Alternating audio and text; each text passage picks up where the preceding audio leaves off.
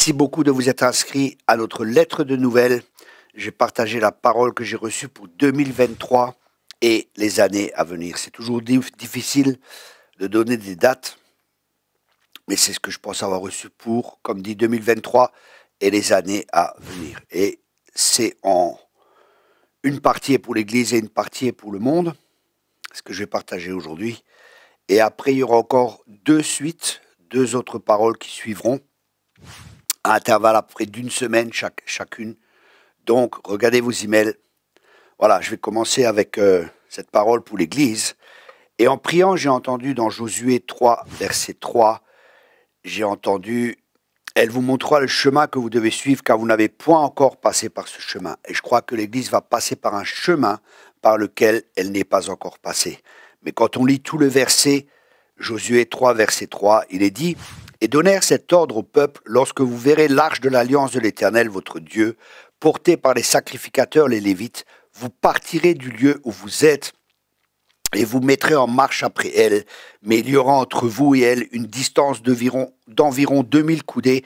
N'en approchez pas. Elle vous montrera le chemin que vous devez suivre, car vous n'avez point encore passé par ce chemin. » Ici, c'est très intéressant parce qu'il est dit « Lorsque vous verrez l'arche de l'alliance, votre Dieu, porté par les sacrificateurs, les Lévites. » Vous voyez, il y a un ordre que Dieu va faire et Dieu va rétablir cet ordre dans l'Église, mais c'est ce que nous verrons encore plus loin. Il est dit, un chemin par lequel nous ne sommes pas encore passés. L'arche, dans ce contexte, l'arche représente toujours la présence de Dieu, et Dieu va nous conduire, Dieu va nous diriger par un chemin par lequel nous ne sommes pas encore passés. Et après, j'ai eu la pensée de Jésus dans le désert, Matthieu 4, verset 1. Alors Jésus fut emmené par l'Esprit dans le désert pour être tenté par le diable. Notez bien que c'est l'Esprit qui emmena Jésus dans le désert. Et après, dans Marc 1, verset 12, il est dit « Aussitôt l'Esprit poussa Jésus dans le désert, où il passa 40 jours tenté par Satan. Il était avec les bêtes sauvages et les anges le servaient. » Ici, dans le désert, je pense que c'est l'Église, elle est encore actuellement dans le désert, où Dieu est en train de la préparer. Il est dit « Il était avec les bêtes sauvages ». Et ça, c'est une interprétation que je fais. Pour nous, ces bêtes sauvages peuvent représenter notre chair, là où nous sommes confrontés à nous-mêmes dans le désert. Le désert, c'est un lieu où on apprend à dépendre de Dieu, où nous apprenons à lui faire confiance, nous apprenons à le connaître comme celui qui est suffisant, qui pourvoit à tous nos besoins avec richesse et gloire. Dans le désert, il n'y a pas d'eau, il n'y a pas de nourriture, mais Dieu va pourvoir surnaturellement à tout ce dont nous avons besoin. Et c'est apprendre à connaître Dieu. On est vidé de nous-mêmes, de notre ego, afin que comme Jésus, quand on ressort, on est revêtu du Saint-Esprit. Et c'est dans le désert aussi que Dieu parle à notre cœur. Et je crois que c'est un endroit aussi où nous avons une plus grande révélation de son amour et de sa grandeur, des ingrédients nécessaires pour les temps dans lesquels nous entrons. C'est dans le désert que nous apprenons que nous sommes peut-être comme dans l'église de Laodicée. Et je commencerai à partir du verset 17, Apocalypse 3, verset 17. Et c'est des fois ce que nous pouvons penser, ou ce que je vois des fois dans l'église. Parce que tu dis, je suis riche, je me suis enrichi, je n'ai besoin de rien.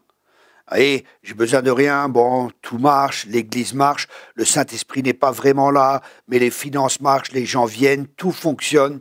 Et en fin de compte, que dit le Seigneur? Je n'ai besoin de rien, et parce que tu ne sais pas que tu es malheureux, misérable, pauvre, aveugle et nu, je te conseille d'acheter de moi de l'or éprouvé par le feu, c'est la foi, afin que tu deviennes riche et des vêtements blancs, c'est la pureté, c'est la sanctification, afin que tu sois vêtu et que la honte de ta nudité ne paraisse pas, et à collier pour oindre tes yeux, afin que tu vois.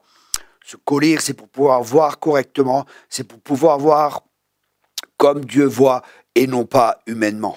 Et après, il dit, moi je reprends et je châtie tout ce que j'aime, et donc du zèle et repens-toi. Et je crois que c'est un appel aussi à la repentance, là où nous sommes indépendants de Dieu, où nous croyons que nous sommes suffisants, que comme Pierre, Seigneur, je ne te renierai jamais. Et le Seigneur a dit, si, tu vas me renier 3 fois.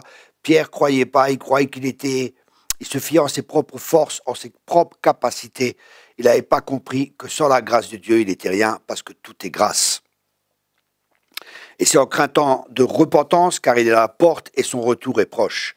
Ensuite, il y aura comme Jésus aussi, il y avait une confrontation quand il est sorti du désert.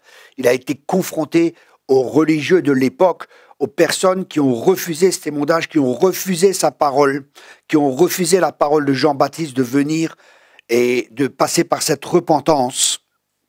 C'est des personnes qui veulent rester dans leur tradition, dans leur sécurité, parce que leur identité est là-dedans. Et l'esprit religieux va attaquer les personnes que Dieu a préparées pour être les porteurs de sa gloire. Ces personnes ne chercheront pas leur gloire, mais uniquement celle du Seigneur, car ils partagent sa gloire avec personne. Beaucoup dans le monde vont aussi venir au Seigneur, parce que la manifestation de la gloire sera si forte que ce sera plus à Dieu à s'adapter à nous, parce que Dieu compose avec l'état actuel de l'Église. Mais je crois que la puissance de Dieu sera tellement là que c'est nous qui devrons nous adapter à lui. J'ai entendu une histoire, je crois que c'est avec Tommy Tiné, la gloire de Dieu est venue, l'estrade, elle a cassé en deux, la présence de Dieu est venue, et là, on était là, les gens étaient là, et ils attendaient à ce que Dieu agisse, ils suivaient la direction de l'Esprit, c'est plus eux qui dirigeaient, mais c'est l'Esprit de Dieu qui reprenait le contrôle de l'Église. Je crois également que tout le système de Babylone que nous retrouvons dans bon nombre de nos églises va s'effondrer, car Dieu ébranle encore une fois toutes choses. Le résultat, Christ sera de plus en plus en vue, il y aura des signes, des miracles et des prodiges. Et je parle, il y a des très bonnes églises, mais malheureusement, je vois aussi beaucoup d'églises où il y a du contrôle, de la manipulation. Il y a beaucoup de choses qui ne sont pas à la gloire de Dieu, et Dieu va ébranler tout cela. Mais, je répète, il y a des bonnes églises. C'est important d'être équilibré. Ensuite, mais l'Église est encore dans un temps de préparation. Sanctifiez-vous, mon peuple, sanctifiez-vous, car je veux encore sauver, guérir et restaurer. Mais pour ce faire, j'ai besoin d'un peuple saint, mis à part pour l'œuvre que j'ai préparée. Arrêtez d'essayer de construire mon Église et laissez-moi les commandes. Je la bâtirai, elle sera forte et puissante et glorieuse. Ça, c'est l'Église que Dieu est en train de préparer et c'est lui qui la prépare, c'est lui qui la bâtit. Je bâtirai mon Église et les portes de l'enfer ne prévaudront pas contre elle. Comme pour Usa, n'essayons pas de retenir ou de contrôler Dieu ou encore d'essayer de garder en état ce que Dieu a condamné et voué à la destruction. Dieu avait ordonné de transporter l'arche d'une certaine manière, mais ça n'avait pas été respecté. Et c'est ce qui se passe, on construit l'Église beaucoup avec des moyens des fois humains, et ça ne tiendra pas. Mais Dieu va montrer à ses apôtres et à ses prophètes, qui sont, comme la Bible dit, un des fondements de l'Église, comment construire de manière divine et non humaine. J'entends aussi le mot contrôle. Ça ne sera pas possible, je le répète, de contrôler ce que Dieu va faire, car ce sera la dernière moisson avant son retour. Je crois également qu'il y aura une persécution au sein même de l'Église institutionnelle. De cette persécution sortira la vraie Église, l'épouse de Christ. Également, le monde va nous persécuter, ce qui va accélérer, je pense, le processus de la religion mondiale qui va se mettre en place. Et comme ceux qui marchent avec le Seigneur, la vraie Église, ne plieront pas le genou devant Baal, nous serons persécutés. Mais Dieu pourvoira surnaturellement à nos besoins, on n'a pas à s'inquiéter. Dieu va utiliser des personnes qui sont passées par le dépouillement. Et là, dans le désert, ceux qui sont cachés comme le roi David, vous savez, le prophète vient et dit, ah, c'est certainement celui-là humainement alors que c'est un prophète. Et Dieu dit, non, non, j'ai choisi un homme selon mon cœur. David, il n'était même pas là, il n'était même pas présent, mais David servait Dieu par des louanges et de l'adoration. David connaissait Dieu et on voit, il était fidèle dans les petites choses. Personne pensait que Dieu avait choisi David et pourtant Dieu avait choisi David. Il était à part, c'est pas celui qui était connu, c'est pas celui qu'on s'attendait. Et on a vu aussi avec Saul toute la confrontation, toute la guerre qu'il y avait. Et les personnes qui ont ce cœur comme David vivent dans une soumission totale et immédiate au Seigneur. Car d'un autre côté, la guerre spirituelle aussi va s'intensifier. Le diable sait qu'il a peu de temps, que sa fin approche et il va tout faire pour empêcher le retour du Seigneur et que l'Église prenne sa place. Et seuls ceux qui marcheront par l'Esprit pourront tenir dans ces temps difficiles. Pour ça, justement, j'ai écrit un livre sur l'Esprit. C'est vraiment conduit par Dieu. Le Seigneur m'a parlé, il m'a dit « Enseigne mon peuple à vivre par l'Esprit ou à marcher par l'Esprit ». Je crois également que la vraie Église pourvoira aux besoins des pauvres et des affligés. Elle pourvoira de manière spirituelle et surnaturelle, car Dieu veut révéler sa bonté à ce monde par son Église. Soyons prêts.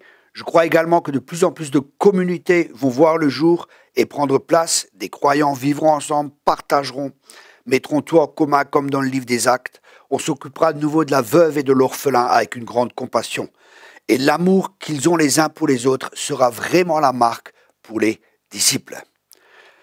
En résumé, je peux dire que Dieu prépare son peuple dans le désert, que Babylone va s'effondrer, Tout comme la maison de Saul allait en diminuant, la maison de David grandissait. Dans 2 Samuel 3, verset 1, nous pouvons voir cela. La guerre dura longtemps entre la maison de Saul et la maison de David. David devenait de plus en plus fort et la maison de Saul allait en s'affaiblissant. Je crois vraiment qu'un réveil et qu'une réforme sans précédent aura lieu, suivi de miracles, de signes et de prodiges. Et cette réforme, c'est d'abord dans le cœur de chacun de nous.